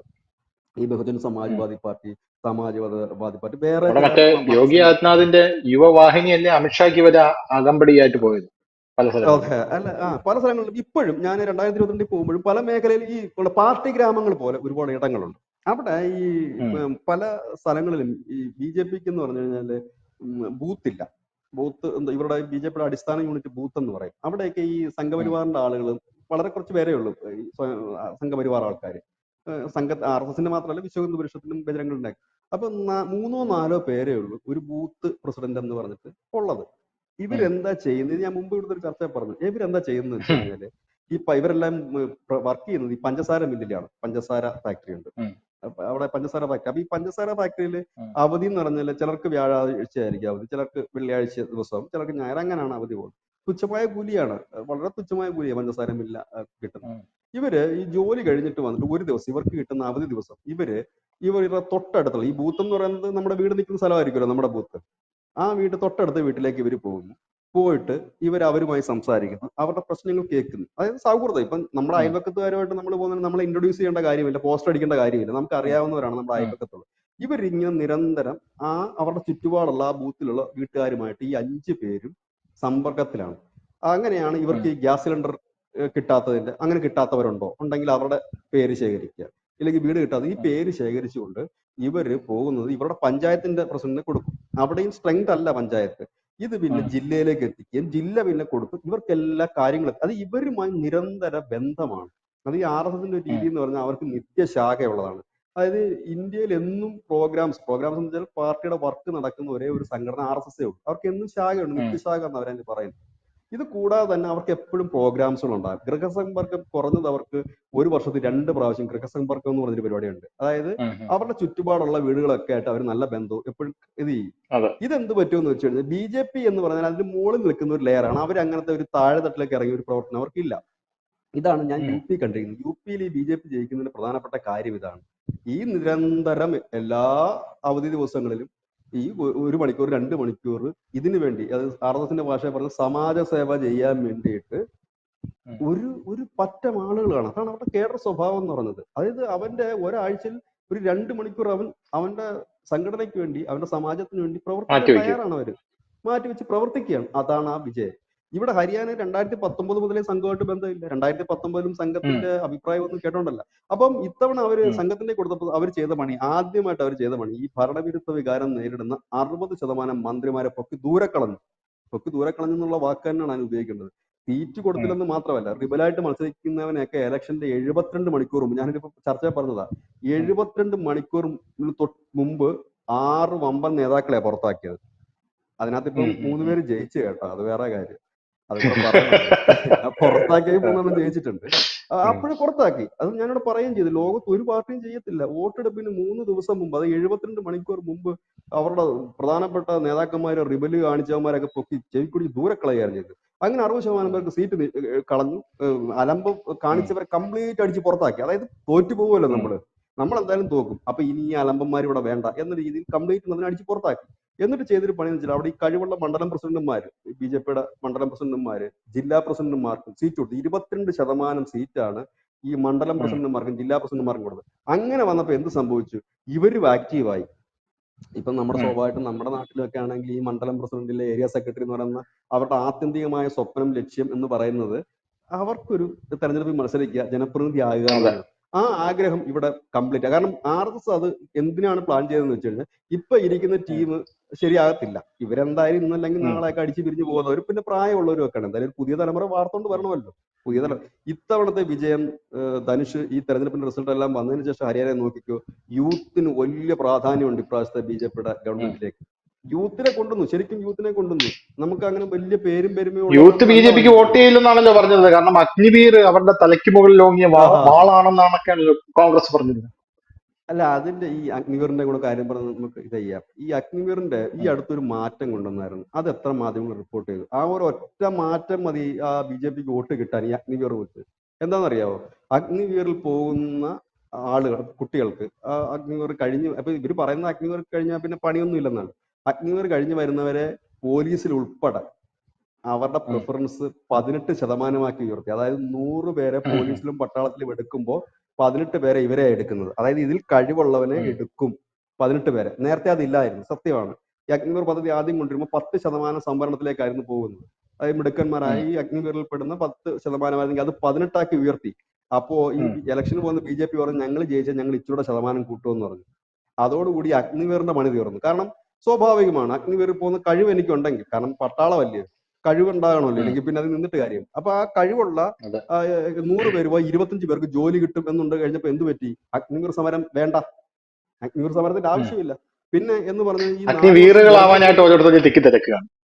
നിൽക്കുന്നിടക്കുന്നത്. അതാ ഞാൻ പറയുന്നത്, ഈ നമ്മൾ ഇതെന്തോ ഇത് വലിയ വാർത്തയായിരുന്നു, ഇത്ര ശതമാനം കൂട്ടിയത്. അപ്പം അത് എങ്ങനെ കൂട്ടി? കാരണം ആദ്യം ഇതിനെ എതിർത്തത് മിലിറ്ററി ആയിരുന്നു, അങ്ങനെ പോകുന്നത്. പക്ഷെ ഉം. അവരുടെ കൂടെ ഒരു സ്റ്റഡിയുടെ ഭാഗമായിട്ടാണ് പിന്നെ ഇത് കൂട്ടിയത്. ഉം. അതാ ഞാൻ പറഞ്ഞത്, ഈ നമ്മള് ഇങ്ങനെയുള്ള വാർത്തകൾ തിരസ്കരിക്കും. ഈ ഒരു വാർത്തയ്ക്ക് ഇപ്പൊ ഞാൻ ഈ പറഞ്ഞ 10% എന്നുള്ളത് 18% ഉയർത്തുമ്പോൾ അതൊരു തെരഞ്ഞെടുപ്പ് കാലയളവിൽ BJP-ക്ക് കിട്ടുന്ന മൈലേജ് എന്തായിരിക്കും നമുക്ക് ഊഹിക്കാവുന്നതേ ഉള്ളൂ. അപ്പൊ അഗ്നിവീർ സമരം അവിടെ ഏക്കുവോ? അഗ്നിവീറുകൾ എന്തിനാണ് സമരം ചെയ്യുന്നത്? അഗ്നിവീറുകൾ സമരം ചെയ്യുന്നത് അവർക്കൊരു ജോലി വേണം, ഞങ്ങളെ സ്ഥിരപ്പെടുത്തണം എന്നല്ലേ പറയുന്നത്. അപ്പോഴാണ് പറയുന്നത്, നിങ്ങളിൽ മിടുക്കന്മാരായ 18 പേർക്ക്, 100-ൽ 18 പേരെ ഞങ്ങൾ എടുക്കും. അത് സേനയിൽ മാത്രമല്ല, പോലീസിലെ റിക്രൂട്ട്മെന്റിൽ ഉം. നിങ്ങൾക്ക് പോകാം, പോലീസ്. CRPF-ന്റെ പോകാം, കംപ്ലീറ്റ് ഫോഴ്സിലേക്ക് നിങ്ങൾക്ക് പോകാം, ഇത്ര ശതമാനം ഉം. സംവരണം ഞങ്ങൾ തരുന്നു എന്ന് പറയുമ്പോൾ സ്വാഭാവികമായി ഈ അഗ്നിവീർ സമരം രണ്ടാകുമോ? സ്പ്ലിറ്റ് ആകുമോ? അവരെല്ലാം മാറുമെന്നല്ല ഞാൻ പറഞ്ഞത്, 2 വിഭാഗമാകും. അതിലൊരു വിഭാഗം പറയും ശരി, കൊള്ളാം, നല്ല ഐഡിയ ആണ്, നമുക്ക് അങ്ങനെ നോക്കാം എന്ന് പറയുമ്പോൾ ഒരു വിഭാഗം അത് സ്പ്ലിറ്റ് ആക്കി. ഉം. 2, ഈ ഗുസ്തി താരങ്ങളുടെ കഥ പറയുന്നു. ഗുസ്തി താരങ്ങളുടെ കഥ എന്താണ്? യാഥാർത്ഥ്യം. ഞാൻ നേരത്തെ പറഞ്ഞതാണ് ഉം. യാഥാർത്ഥ്യം. ഉം. പുതിയ ഉം. ആൾക്കാർ കയറാൻ അവസരം ഒരുക്കാതെ തടഞ്ഞു നിർത്തിയവരാണ് ഈ ഗുസ്തി താരങ്ങൾ എന്നുള്ള കാര്യം വ്യക്തമായി ഉം. അവരുടെ മുമ്പിൽ എത്തിക്കാനായിട്ട് BJP-ക്ക് കഴിഞ്ഞു. അപ്പോഴെന്തായി? ഈ ഗുസ്തി ഓക്കെ. താരങ്ങളുടെ സമരം ഒറ്റക്കെട്ടാണ്? അല്ല, 2 ആയി. 3, കർഷക ഉം. സമരത്തിന്റെ കഥ പറഞ്ഞു. ഈ കർഷക സമരം ഒറ്റക്കെട്ടായിരുന്നോ എന്നെങ്കിലും? ഇതിനകത്തും ഉം. ഈ അകാലികളും ഈ ജാട്ടുകളും രണ്ടും രണ്ടല്ലായിരുന്നോ? 2ആയിട്ട് തന്നെയാണ് ഉം. അവരുടെ രീതി. ഒറ്റക്കെട്ടായിട്ട് ഉം. പല ബാനറിൽ വന്നെങ്കിലും ഇവര് തന്നെ ഉം. മഹാപഞ്ചായത്തിൽ തന്നെ ഏതാണ്ട് 28-38 സംഘടനകളുണ്ട്, 46 സംഘടനകളുണ്ട്. ഉം. അതെല്ലാം ഓരോ സമുദായങ്ങളുടെ സംഘടനകളാണ്. ഇവരുടെ രണ്ട് ആവശ്യമായിരുന്നില്ലേ? കാരണം ഈ കർഷകരുടെ സമരം BJP തളർത്തുമായിരുന്നെങ്കിൽ കർഷകരെ ശംഭു അതിർത്തിയിൽ ഓടിച്ചിട്ട് അടിക്കുമായിരുന്നു. ഇല്ലെങ്കിൽ അവരുടെ അതെ. മുകളിൽ ഈ ഇന്ത്യ ചരിത്രത്തിൽ ആദ്യമായിട്ട് ഡ്രോൺ കൊണ്ടുപോയിട്ട് ബോംബ് ഇടുന്ന കണക്ക് കണ്ണീർവാത വിട്ട് അവരെ ഉം. ഓടിക്കുമായിരുന്നു. ഇല്ല. ഇതെല്ലാം ഒന്ന് നമ്മൾ ലോജിക്കായിട്ട് പരിശോധിക്കുമ്പോൾ അതിൽ നിന്നെല്ലാം നമുക്ക് മനസ്സിലാകുന്നത്, ഇതൊന്നും പൂർണ്ണമായും, ഞാൻ മുഴുവൻ ഞാൻ പറഞ്ഞത്, പൂർണ്ണമായും കോൺഗ്രസിനെ തുണയ്ക്കില്ല. ഭാഗികമായിട്ട് ഉം. വരും. ഒരുപക്ഷെ ഈ വിനയ് ഫോർട്ടിന്റെ ഒക്കെ ഒരു തിളക്കത്തിൽ ഒരു താരത്തിളക്കം കോൺഗ്രസിന് കിട്ടിയിട്ടുണ്ടാകാം. അതുപോലെ തന്നെ വിനയ് കർഷക ഫോർട്ട് സമരത്തിന് നടനാണ്. ചെറിയ വിഭാഗം, സോറി, വിനയ് ഫോർട്ടില് വിനീഷ് ഫോഗട്ട്. വിനീഷ് ഫോർഗട്ടിന്റെ വിനയ് ഫോർട്ട് മറ്റേ അയാളാണ് കേട്ടോ, മറ്റേ ജാവ എന്ന് പറഞ്ഞാൽ പവർഫുൾ ആണ് എന്ന് പറയുന്ന അയാളാ. അപ്പൊ ഓക്കെ.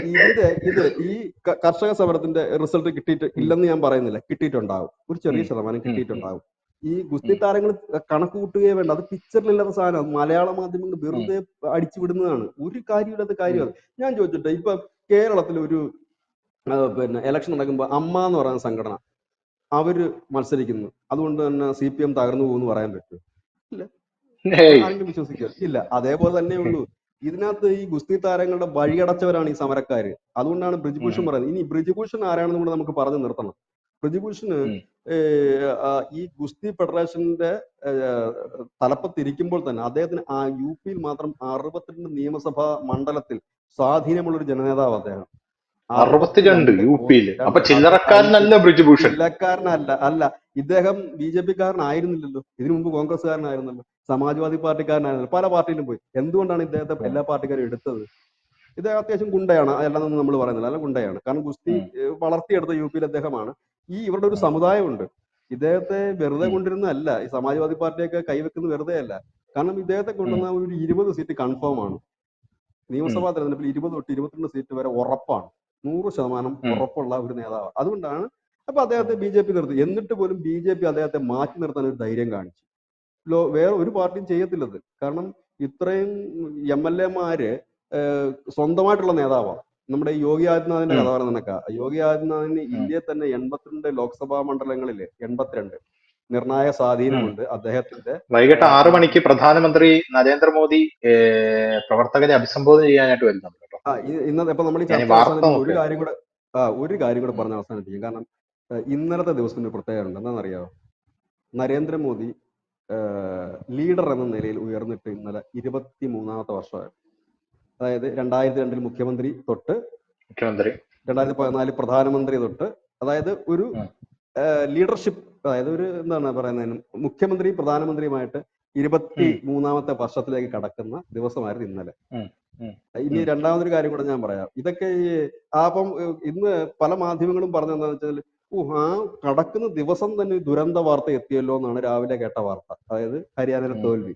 എന്തായാലും ഇതിപ്പോ അദ്ദേഹത്തിന് BJP-ക്കാർ കൊടുക്കുന്ന ഏറ്റവും വലിയൊരു സമ്മാനം എന്ന് തന്നെ പറയേണ്ടി വരും. വളരെ രണ്ടാമത്തെ പിന്നെ അതിനകത്ത് എനിക്ക് വലിയ കൗതുകം തോന്നിയ ഒരു കാര്യം കൂടെ പറയാം. ഈ AICC ആസ്ഥാനത്ത് രാവിലെ തന്നെ പടക്കം പൊട്ടിക്കലും ചെണ്ട അടിയൊക്കെ തുടങ്ങിയായിരുന്നു. അവിടെ വിതരണം ചെയ്ത ലഡു ശ്രദ്ധിച്ചായിരുന്നു ധനുഷ്? കാവി കളർ ലഡു ആയിരുന്നു കേട്ടോ. ശരിക്കും അറം പറ്റിയാണ് കായിപ്പോയി. കാവി കളർ ഓറഞ്ച് കളർ ഉണ്ടല്ലോ, കാവി കളർ ലഡു ആയിരുന്നു. അത് അല്ല, സാധാരണ യവന്മാര് വിതരണം ചെയ്യുന്നത് കാവി കളർ അല്ലേ? ഒരുമാതിരി ത്രിവർണ്ണ കളർ ലഡു ആണ്. ത്രിവർണ്ണ പച്ച കൊടുക്കാം, ഒരു പച്ച കൊടുക്കാം. പക്ഷെ ഇന്ന് എന്തായാലും ലഡു മേടിക്കാൻ പോയതിന്റെ മനസ്സിൽ തോന്നിയതാണോ എന്താണെന്നറിയില്ല, കാവി കളർ ലഡു ആണ് വാങ്ങിക്കൊണ്ടുവന്നത്. അപ്പൊ ഈ ലഡു ഒക്കെ തിരിച്ചു വെച്ചു. അത് പിന്നെ BJP-ക്കാർ എടുത്തോളായിരിക്കും, കാവി കളർ ആയതുകൊണ്ടും. അവരിപ്പോ ഹരിയാന പകുതി വിലക്കെങ്കിലും മറിച്ചടിച്ചോളൂ. പക്ഷെ അതാ ഞാൻ പറയാം, ഞാൻ ഈ പറഞ്ഞത് ഇതിനകത്ത് കുറെ രസകരമായ കാര്യങ്ങളുണ്ട്. ഞാൻ അത് തമാശ രൂപത്തിൽ ഞാൻ പറഞ്ഞതാ. ഇത് രാവിലെ ഇവർ ഈ ലഡു വിതരണം ചെയ്തപ്പോ ഞാനിപ്പോ ഈ കോൺഗ്രസ്സുകാർ കാവി ലഡു വിതരണം ചെയ്യാറില്ല. അവര് ഒന്നുകിൽ പച്ച ലഡു, അല്ലാന്നുണ്ടെങ്കിൽ വൈറ്റ് ലഡു, ഇതൊക്കെയാണ് അവരുടെ മെയിൻ ലഡു. ഇല്ലെങ്കിൽ ഒന്നും കിട്ടിയില്ലെങ്കിൽ അവർ മഞ്ഞ ലഡു എങ്കിലും കൊടുക്കും. കാവി ലഡു കൊടുക്കുന്ന ഞാൻ ആദ്യമായിട്ടാണ്. അപ്പൊ ഞാനും വിചാരിച്ചേട്ടാ, ഇത് ഇനി കാവി പാർട്ടിയെ തകർത്തതിന്റെ പ്രതീകമാകാം ലഡു കൊടുക്കും. പക്ഷെ ഏതായാലും ആ ലഡു കൊടുത്ത് ഒരു അറം പറ്റിയെന്നാണ് എനിക്ക് തോന്നിയതെന്ന് എനിക്ക് തോന്നുന്നു. കാരണം ഈ കാവി, അതെ, സകല മാധ്യമങ്ങളും ഇപ്പൊ വാർത്തയെന്നൊക്കെ യൂട്ടേൺ അടിച്ചിട്ടുണ്ട്. ഇന്ന് രാവിലെ ഞെട്ടൊടിഞ്ഞ് താമര എന്നാണെങ്കിൽ ഇന്ന് വൈകുന്നേരം ആയപ്പോഴേക്കും കൈരളി പീപ്പിളിൽ വലിയേട്ടന്റെ CD വന്നിട്ടുണ്ട്. ഇപ്പോ തെരഞ്ഞെടുപ്പ് കമ്മീഷനെ സമീപിച്ചിട്ടുണ്ട് കേട്ടോ കോൺഗ്രസ്. സമ്മർദ്ദം വന്നു BJP. പിന്നെ പോരാത്തതിന് ഇന്നലെ വേണുഗോപാൽ പറഞ്ഞ ചേട്ടൻ കേട്ടില്ലായിരുന്നോ? ഇലക്ഷൻ ജയിക്കാൻ വേണ്ടി അമിത്ഷാ ഏത് ചതിയും പ്രയോഗിച്ചു, അതുകൊണ്ട് ഞങ്ങൾക്ക് അല്ല വേണുഗോപാലേ, ധനുഷ്, അത് പറയുന്നതിന് കാരണമുണ്ട്. ഇനി നമ്മൾ ഇത്രയൊക്കെ പറഞ്ഞില്ലേ, ഇനി കോൺഗ്രസ് തോക്കാനുള്ള കാരണം അവരുടെ തന്നെ ഇടയിൽ വലിയ ഗ്രൂപ്പിസമായിരുന്നു കോൺഗ്രസിന്. ഈ BJP-യിലും ഭയങ്കര ഗ്രൂപ്പിസമായിരുന്നു. BJP-ക്കും ട്രിബിൾ ഉണ്ടായിരുന്നു, കോൺഗ്രസിനും ട്രിബിൾ ഉണ്ടായിരുന്നു. കോൺഗ്രസിന്റെ ഗ്രൂപ്പീസ് ഉണ്ടായിരുന്നു കേട്ടോ. അതാണ് അവരെ പരാജയത്തിലേക്ക് നയിപ്പിച്ച ഒരു കാര്യം. അതുകൊണ്ടാണ് ഇന്നലെ KC വേണുഗോപാലിനെ ഒരു സംശയം വരാൻ കാരണം ഈ ഗ്രൂപ്പിസോ, ഈ സ്വന്തം പാർട്ടിക്കാരൻ വോട്ട് മറിക്കുന്ന വലിയ വിഷയമല്ലേ. അതാണ് അവിടെ സംഭവിച്ചത്. കാരണം ഈ ഹൂഡ എന്ന് പറയുന്ന മുഖ്യമന്ത്രി പദമാകാനായിട്ട് കാത്തിരിക്കുന്ന ഒരു ടീമാണ്. ഹൂഡയ്ക്കെതിരെ 3 ഗ്രൂപ്പ് ഉണ്ട് അവിടെ. ആ 3 ഗ്രൂപ്പും കൂടെ പണിതിട്ടുണ്ടാകും. അതും കൂടെ ഉണ്ട്. അതുകൊണ്ടാണ് വേണുഗോപാൽ അങ്ങനെ പറഞ്ഞത്. ഒരു മുൻകൂർ ജാമ്യം എടുത്ത ഒരു സംഭവമാണ് അത് വന്നത്. ഞാൻ പറഞ്ഞില്ല, കഥയറിയാതെ ആട്ടം കാണുന്നതുകൊണ്ടാണ് നമ്മുടെ പല മാധ്യമങ്ങളും, എനിക്ക് തോന്നുന്നു മാധ്യമങ്ങൾക്കൊക്കെ ഇത് അറിയാം. ചേട്ടാ, വിനേഷ് ഫോഗട്ട് വിജയിച്ചിട്ടുണ്ട് കേട്ടോ. വിനേഷ് ഫോഗട്ട് കഷ്ടിച്ച് രക്ഷപ്പെട്ടു. ഇനിയിപ്പോ അത് വെച്ചിട്ടായിരിക്കും ഇനി സ്റ്റോറി അടുത്തത് പോകുന്നത്. അവര് ബി ഓ, ജെ പി നമ്മൾ അന്ന് പറഞ്ഞ പത്രക്കാർക്ക് ഓർമ്മയുണ്ടോ? നാളത്തെ പത്രത്തിന്റെ ഹെഡിങ് എന്തായിരിക്കും? രാഷ്ട്രീയ ഗോതയിൽ സ്വർണം. എന്റെ പൊന്നോ, എന്തോ വേണം. അതൊക്കെ വെച്ച് അഡ്ജസ്റ്റ് ചെയ്ത് അതൊക്കെ വെച്ച് ഇനി അല്ല അഡ്ജസ്റ്റ് ചെയ്യാം. നമ്മൾ പറഞ്ഞ പത്രത്തിന്റെ തലക്കെട്ട് ഓർമ്മയുണ്ടോ? അതെ അതെ അതെ മറ്റേ അതെ അതെ അതെ കർഷക സമരത്തിന്റെ വിനേഷ് ഫോഗട്ടിന്റെ വലിയ ഫോട്ടോ വെച്ചിട്ട് വലിയ ഫോട്ടോ. രാഷ്ട്രീയ ഗോതയിൽ സ്വർണം. എന്റെ പൊന്നോ, എന്തോ വേണം എന്തോ വിനേഷ് ഫോഗട്ട് ജയിച്ചപ്പോ. അവിടെ BJP താണ്ട 49 സീറ്റ് ലീഡ് ചെയ്തുകൊണ്ടിരിക്കുക. ഒരു രക്ഷയില്ല. സത്യം പറഞ്ഞാൽ ഞെട്ടിക്കുന്ന ഒരു വിജയമായി പോയി. എന്നാലും നരേന്ദ്രമോദിക്ക് കൊടുത്ത വലിയ രീതിയിലുള്ള ഒരു അംഗീകാരമായി പോയി. അദ്ദേഹം അല്ല രാഷ്ട്രീയ തോറ്റ് തലവത്ത്. ഏതോ ഒരു സിനിമയിൽ ഇത് കണക്കുണ്ടല്ലോ, തോറ്റ് തുന്നം പാടിയിട്ട് വീട്ടിൽ പോവുകയാണ് ആള്. എല്ലാം തോറ്റു എന്ന് പറഞ്ഞെല്ലാം ജഗതി ജഗതി പരാജയപ്പെട്ട് ജഗതി പോയി ആ, കഴിയുമ്പോ പറയുന്നത് നീ ജയിച്ചെന്ന് പറഞ്ഞ് തിരിച്ചു വിളിക്കുന്ന ഒരു സാധനം ഉണ്ടല്ലോ. ജഗതിയുടെ അല്ല, വേറെ ഏതോ ഒരു ഫിലിമിലാണ് ഞാനത് കണ്ടത്. ജഗതിയല്ല. അല്ലല്ല, അത് ഏതോ ശരി. ഒരു ഫിലിമില്ല ഇത് കണക്ക് തോറ്റു തുന്നം പാടി, തോറ്റു എന്ന് ഉറപ്പിച്ച് പുള്ളി തോറ്റു, ഉം, തോറ്റ് തിരിച്ചു പോകുന്നു. പക്ഷെ നോക്കി കഴിയുമ്പോൾ പുള്ളി ഉം, ഉം, ജയിച്ചതായിട്ട് അറിയുന്നത് അതേപോലത്തെ അവസ്ഥയാണ് BJPയുടെ. കാരണം തോറ്റു തുന്നം ഉം, പാടി ഇന്നലെ വൈകുന്നേരം നാഷണൽ മീഡിയാസില് ചില നാഷണൽ ഉം, മീഡിയാസ് ഞാൻ കണ്ടിരുന്നു. അവിടെ ഈ BJPയുടെ നേതാക്കന്മാരുണ്ടല്ലോ, അവരോട് ചോദിക്കുമ്പോൾ അവര് ഉം. പറയുന്നത് ഞങ്ങൾ തകരില്ല, ഭരിക്കുമോ എന്ന് ചോദിക്കുമ്പോൾ പറയുന്നില്ല. അവര് പറയുന്നത് ഭരിക്കൂല. പ്രയാസകരമാണ്, ഭരിക്കത്തില്ല, പക്ഷെ ഉം. ഞങ്ങൾ തകർന്നു പോകത്തില്ല എന്നവർ പറയുന്നുണ്ട്. അപ്പൊ ഓ, അവരൊക്കെ അത്യാവശ്യം ഞെട്ടിപ്പോയി. BJP-യെ മലർത്തിയടിച്ചു. രാഷ്ട്രീയ ഗോതയിൽ സ്വർണം. ഓ, ഇതുകൂടെ ഞാൻ പറഞ്ഞു വിനേഷ് ഫോഗട്ട് ഇതുപോലത്തെ കൂടെ ജയിച്ചില്ലായിരുന്നെങ്കിൽ സത്യം പറഞ്ഞാല് ഇവർക്ക് ഭ്രാന്തായി പോകില്ലായിരുന്നാണ് ഞാൻ ആലോചിക്കുന്നത് കേട്ടോ. സത്യമായിട്ടും വിനേഷ് ഫോഗട്ടിന്റെ വിജയച്ചിരി എന്തൊക്കെയായി, എന്തായിട്ടോ ഇവിടെ നടക്കുന്നത്? രാഷ്ട്രീയ ഗോതയിൽ സ്വർണം, BJP-യെ മലർത്തിയടിച്ചു. ആഹ് രാഷ്ട്രീയ ഗോതയിൽ സ്വർണ്ണ തിളക്കം. ജൂലാനയിൽ ആ കണ്ണീർ മറന്നു, ഇത് മധുര പ്രതികാരം. ഇങ്ങനെയൊക്കെയാണ് ഓരോ മാധ്യമങ്ങൾ വാർത്ത അടിച്ചുകൊണ്ട്. എന്തായാലും അവരെ ആശ്വസിക്കത്തില്ലേ. ഇത് എത്ര നാളായി സത്യം പറഞ്ഞാൽ കേരളത്തിലെ മാധ്യമങ്ങളുടെ മതിമറന്നുള്ള ഒരു ആഘോഷം കണ്ടിട്ട്. എനിക്ക് വരെ കൊതിയായി പോയി. അവസാനം കർണാടകയിലാണ് കണ്ടത്. അവിടെയാണെങ്കിൽ BJP-ക്ക് 60 സീറ്റ് ഉണ്ടെന്ന്. അവിടെ BJP-ക്ക് ആ അല്ല സമയമായപ്പോ BJP-ക്ക് ഇതോടുകൂടി തകരുന്ന ഒരു വിഭാഗം കൂടെ ഉണ്ട് കേട്ടോ. അതുകൂടെ നമ്മൾ ചർച്ച ചെയ്യപ്പെടാതെ പോലും വളരെ സീരിയസ് ആയിട്ടൊരു വിഷയമാണത്. എക്സിറ്റ് പോളുകൾക്ക് ആധികാരികത ഇല്ലാതായി മാറുന്നു. ലോക്സഭയ്ക്ക് പിന്നാലെ കറക്റ്റ്. എക്സിറ്റ് പോളുകൾക്ക്, അതായത് ഇങ്ങനെ പോയി കഴിഞ്ഞാൽ ഈ എക്സിറ്റ് പോൾ സർവേകൾ നടത്തുന്നില്ല, ഇങ്ങനെയുള്ള സർവേ നടക്കുന്ന വൻകിട കമ്പനികളുണ്ട് ഈ സർവേകൾ നടത്തുന്നത്. അല്ല, കാരണം ഇപ്പം എല്ലാം ചേട്ടൻ ശ്രദ്ധിച്ചോ? ചേട്ടൻ കൊടുത്തത് ഞാൻ കണ്ടു. പക്ഷെ എക്സിറ്റ് പോളുകൾക്ക് വലിയ പ്രാധാന്യം നാഷണൽ മീഡിയാസ് ഒന്നും കൊടുത്തിട്ടില്ല. ഞാൻ പോലും ഇല്ല. ഇത്തവണ എക്സിറ്റ് പോളുകൾ ഒന്നും എടുത്തിട്ടില്ല. എക്സിറ്റ് പോളുകളിൽ സത്യം പറഞ്ഞാൽ എനിക്ക് എപ്പോഴേ തോന്നി എക്സിറ്റ് പോളുകളിൽ വിശ്വാസം ഇല്ല എന്നുള്ളത്. പിന്നെ ഇവിടെയുള്ള ചില സുഡാപ്പി മാധ്യമങ്ങളൊക്കെ എക്സിറ്റ് പോൾ അതിഭീകരമായിട്ട് ബൂസ്റ്റ് ചെയ്ത് കാണിക്കുന്നുണ്ടായിരുന്നു. ഇന്ന് രാവിലെ എക്സിറ്റ് പോളും കൊണ്ടാണ് പല ആൾക്കാരും വന്ന് നിന്നത് പോലും. എല്ലാം തകർന്ന തരിപ്പണമായി പോയി. ഇനിയിപ്പോ ഈ എക്സിറ്റ് പോളുകളെ സംബന്ധിച്ച് കാശ്മീരിലെ പറയുകയാണെങ്കിൽ കണ്ടില്ലേ, ഇവരെങ്ങനെ അവര് ആ, അതെ അതെ അതെ. കാശ്മീരിലെ കണ്ടില്ലേ എക്സിറ്റ് പോളില് ഇതായിട്ട് വന്നില്ല സാധനം. കാശ്മീരിലെ ഏറ്റവും വലിയ ഒറ്റകക്ഷിയായിട്ട് BJP മാറുമെന്ന് പറഞ്ഞു. പക്ഷെ ഉമർ അബ്ദുള്ളയുടെ പാർട്ടിയാണ് ഏറ്റവും വലിയ ഒറ്റകക്ഷിയായിട്ട് മാറിയത് അവിടെ. അങ്ങനത്തെ ഒരു അവിടെ സാഹചര്യത്തിലൂടെയാണ് കാര്യം കടന്നു അവിടെ BJPയുടെ കയ്യിലേക്ക് പറയും. ഭരണം വരും, വരും വരും, ഉറപ്പായിട്ടും വരും. അത് അത് BJP-യുടെ കയ്യിലേക്ക് ഭരണം വന്നില്ലെങ്കിൽ പോലും അവിടെ ഗവർണർക്കല്ലേ ഇപ്പോഴും സർവാധികാരം. പോരാത്തതിന് അല്ല അമിത്ഷായുടെ കയ്യിലാണല്ലോ അവിടുത്തെ പോലീസും പട്ടാളവും ഒക്കെ. അതുകൊണ്ട് അല്ല ഇപ്പൊ വരില്ല, സർക്കാർ ഒരു ഇപ്പൊ വരില്ലായിരിക്കും. പേരിലൊരു സർക്കാർ എന്ന് മാത്രമേ ഞാൻ കരുതുന്നുള്ളൂ. ഒരു വർഷത്തിനകം ഭരണം വരാനുള്ള എല്ലാ സാധ്യതയുണ്ട്. കോൺഗ്രസ്സുകാർ എത്ര പേര് ജയിച്ചെന്നാ അതെ. പറഞ്ഞത്? 10 കോൺഗ്രസോ? പേരെ കണ്ടില്ലേ? അവിടെ അവിടെ കോൺഗ്രസ് 10 സീറ്റ് കഷ്ടിച്ച് തൊട്ടു തൊട്ടില്ല എന്ന് പറഞ്ഞ് നിൽക്കുകയാണ്. അവിടെ ടോട്ടൽ കോൺഗ്രസ്സുകാർ എത്ര JKNC-ക്ക് ജയിച്ചാലും 51 സീറ്റാണ്. കോൺഗ്രസ്സുകാർ എത്ര അതിൽ ജയിച്ചാലും ധനുഷ് ആ, എഴുതി വെച്ചോ, അത്രയും പേരും ഈ BJPയുടെ പാളയത്തിലേക്ക് ചാടും. അത് ശരി. അത് ഈ ഒമർ അബ്ദുള്ളയുടെ പാർട്ടിക്ക് തന്നെ അവിടെ 41 സീറ്റ് ഉണ്ട്. ബാക്കി 51 സീറ്റിൽ 41 സീറ്റ് ഒമാർക്കാണുള്ളത്. അപ്പൊ അവിടെ കോൺഗ്രസിന്റെ കാര്യം പറയുകയാണെങ്കിൽ ആ, വളരെ കഷ്ടമാണ് കേട്ടോ. ഇവിടെ ഹരിയാനയില് അല്ല, ജമ്മു കാശ്മീരില് കോൺഗ്രസിന്റെ കാര്യം പറയുകയാണെങ്കിൽ ഒരു രക്ഷയില്ല. 10-9 എന്ന് പറഞ്ഞ സീറ്റിൽ ഇങ്ങനെ നിന്നുകൊണ്ടിരിക്കുകയാണ് അല്ല, കോൺഗ്രസ്. 10 ഉണ്ടെങ്കിൽ അവർക്ക് മെയിൻ റോള് കിട്ടും, 10 ഉണ്ടെങ്കിൽ കിട്ടും. കാരണം 41 സീറ്റാണ് ഈ ഒമർ അബ്ദുള്ളയ്ക്ക് ഉള്ളതെങ്കിൽ 48 സീറ്റ് ഇപ്പൊ നിലവിലത്തെ സാഹചര്യത്തിൽ വേണം. 46 മതിയായിരുന്നു. ആ ഇപ്പൊ ഈ പുതിയൊരു നിയമം ആ വന്നിട്ട് 5 പേരെ നോമിനേറ്റ് ചെയ്യുന്ന ഒരു സംഭവം കൂടെ വന്നു കഴിഞ്ഞപ്പോൾ 48 സീറ്റ് വേണം. അങ്ങനെയാണെങ്കിൽ കോൺഗ്രസിന്റെ കാലും കൈയും പിടിക്കാതെ ഭരിക്കാൻ പറ്റില്ല. കോൺഗ്രസിന്റെ കാലും കൈയും പിടിക്കാതെ ഭരിക്കാൻ പറ്റില്ല എന്നുള്ളതൊരു ആ, കാര്യമാണ്. ഇല്ലെങ്കിൽ PDP എന്നിരുന്നാൽ പിടിക്കണം. പോലും അവിടെ PDPക്ക് എത്ര എ സീറ്റ് എ ഉണ്ട് പി അവിടെ? 0, 7 സീറ്റ് JJP + 0. ഇവിടെ നേരെ ജമ്മു അത് കാശ്മീരിലോട്ട് ഹരിയാനയിൽ. വരികയാണെങ്കിൽ ആ BJP 26, 9, PDP 3, NC-യും കോൺഗ്രസും കൂടെ ചേർന്നാണ് ഈ നോക്കട്ടെ BJP, NC, കോൺഗ്രസും കൂടെ ചേർന്നാണ് 40 സീറ്റ്. കോൺഗ്രസിന് സീറ്റില്ല, 10 പോലും തൊട്ടിട്ടില്ല എന്നാണ് എനിക്ക് തോന്നുന്നത്. കൃത്യമായിട്ടുള്ള ഡേറ്റ ഞാൻ നോക്കിയിട്ട് ഇപ്പൊ കിട്ടുന്നില്ല. എന്തായിരുന്നാലും ഹരിയാനയിൽ അതിഭീകരമായിട്ടുള്ള മുന്നേറ്റമാണ് BJP നടത്തിക്കൊണ്ടിരിക്കുന്നത്. BJP നടത്തിയിരിക്കുന്നത് ആരും പ്രതീക്ഷിച്ചില്ല, നമ്മൾ പോലും പ്രതീക്ഷിച്ചില്ല എന്നുള്ളതാണ്.